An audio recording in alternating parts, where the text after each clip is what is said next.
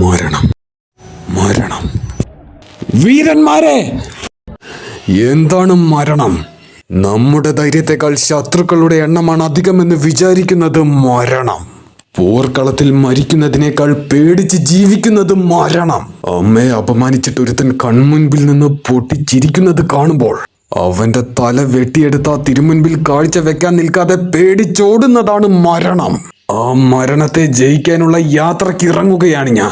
എന്റെ അമ്മയെയും മാതൃഭൂമിയെയും ഏതെരപ്പാളിക്ക് പിറന്നവനും തൊടാൻ കഴിയില്ലെന്ന് ശത്രുക്കളെ കൊന്ന് കുടലെടുത്തുകൊണ്ട് തെളിയിക്കാൻ പോവുകയാണ്.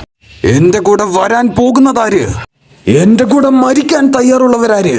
മരണത്തെ ജയിച്ച് എന്റെ കൂടെ ജീവിക്കുന്നവരാര്? ജയ് മഹിഴ്മതി.